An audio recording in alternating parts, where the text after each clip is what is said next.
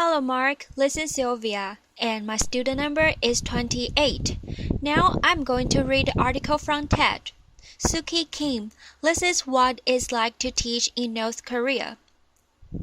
In 2011, during the final 6 months of Kim Jong-il's life, I lived undercover in North Korea. I was born and raised in South Korea, their enemy. I live in America, their other enemy. Since 2002, I had visited North Korea a few times, and I had come to realize that to write about it with any meaning, or to understand the place beyond the regime's propaganda, the only option was total immersion. So I posed as a teacher and a missionary at an all-male university in Pyongyang. The Pyongyang University of Science and Technology was founded by evangelical Christians who cooperate with the regimes to educate the sons of the North Korea elite without proselytizing, which is a capital crime there. The students were 270 young men, expected to be the future leaders of the most isolated and brutal dictatorship in existence. When I arrived, they became my students. 2011 was a special year, marking the 100th anniversary of the birth of North Korea's original great leader, Kim Il-sung. To celebrate this occasion, the regime shut down all universities and sent students off to the fields to build the DPRK's much heralded ideal as the world's most powerful and prosperous nation. My students were the only ones spared from that fate. North Korea is a gulag posing as a nation. Everything there is about the great leader. Every book, every newspaper, article, every song, every TV program. There is just one subject. The flowers are named after him. The mountains are carved with his slogans. Every citizen wears the badge of the great leader at all times. Even their calendar system begins with the birth of Kim Il-sung. The school was a heavily guarded prison, posing as a campus. Teachers could only leave on group outing accompanied by an official minder. Even then, our trips were limited to section national monuments celebrating the great leader. The students were not allowed to leave the campus or communicate with their parents. Their days were meticulously mapped out, and any free time they had was devoted to honoring their great leader.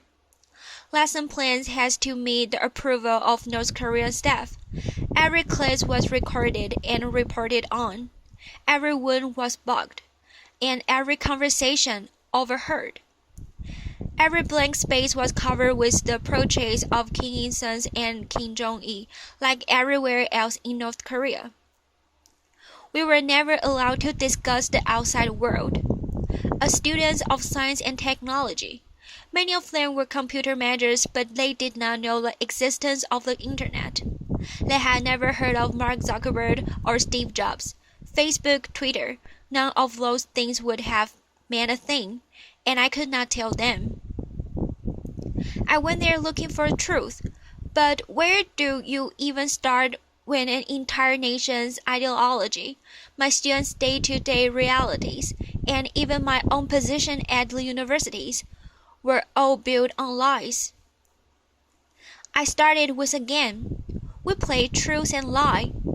A volunteer would write a sentence on the chalkboard, and the other students had to guess whether it was a truth or a lie. Once a student wrote, "I visited China last year on vacation," and everyone shouted, "Lie!" They all knew this wasn't possible. Virtually no North Korea is allowed to leave the country. Even traveling within their own country requires a travel pass. I had hoped that this game would reveal some truths about my students, because they lie so often and so easily, whether about the mythical accomplishments of their great leader, or the strange claim that they cloned a rabbit as fifth graders. The difference between truth and lie seemed at times hazy to them. It took me a while to understand the different types of lies. They lied to shield their system from the world, or they were taught lies and were just regurgitating them, or, at moments, they lied out of habit. But if all they have ever known were lies, how could we expect them to be otherwise? Next, I tried to teach them essay writing, but they turned out to be nearly impossible.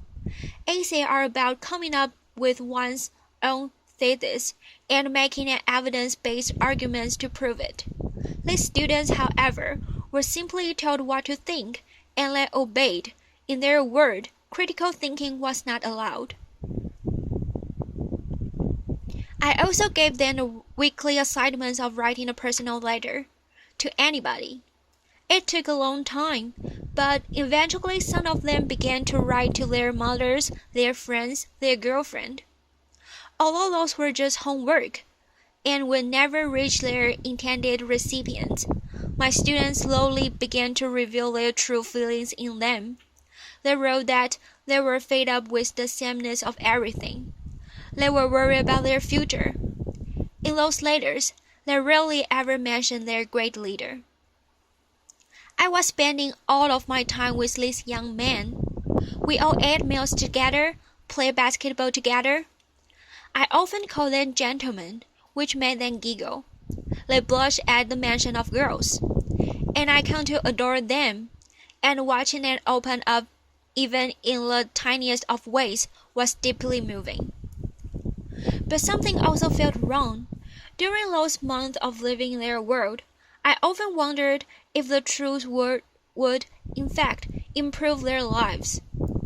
I wanted so much to tell them the truth of their country and of the outside world, where Arab youths were turning their rotten regime inside out, using the power of social media, where everything expected then everyone expected then was connected through the World Wide Web, which wasn't worldwide after all.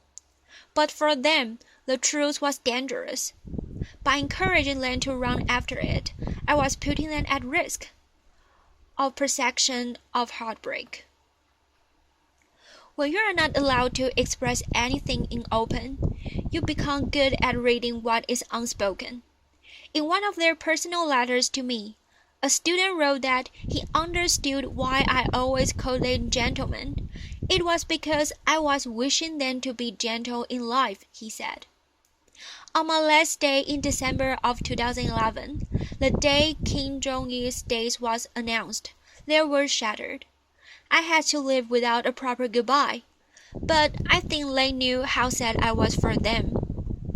Once, toward the end of my stay, a student said to me, "Professor, we never think of you as being different from us. Our circumstances are different, but you are in the same as us.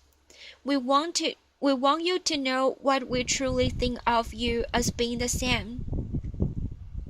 Today, if I could respond to my students with a letter of my own, which is of course impossible, I would tell them this. My dear gentlemen, it's been a bit over 3 years since I last saw you, and now you must be 22, maybe even as old as 23. At our final class, I asked you if there was anything you wanted. The only wish you expressed, the only thing you ever asked of me in all those months we spent together, was for me to speak to you in Korean. Just once. I was there to teach you English. You knew it wasn't allowed. But I understood then you wanted to share that bond of our mother tongue. I called you my gentleman, but I don't know if being gentleman in Kim Jong-un's merciless North Korea is a good thing. I don't want you to lead a reservation. Let some other young person do it. The rest of the world might casually encourage or even expect some sort of North Korean spring, but I don't want you to do anything risky, because I know in your world, someone is always watching. I don't want to imagine what might happen to you. If my attempts to reach you have inspired something new in you, I would rather you forget me. become soldiers of your great leader, and live long, safe lives. You once asked me if I thought your city of Pyongyang was beautiful, and I could not answer truthfully then. But I know why you asked. I know that it was important for you to hear that I, your teacher, the one who has seen the world that you are forbidden from, declare your city as the most beautiful. I know hearing that would make your lives there a bit more bearable, but no, I don't find your capital beautiful. Not because it's a monotone and concrete, but because of what it symbolized. A monster that feeds off the rest of the country, where citizens are soldiers and slaves. All I see there is darkness, but it's your home, so I cannot hate it. And I hope instead that you, my lovely young gentleman, will one day help make it beautiful. Thank you. Applause. Thank you, Mark.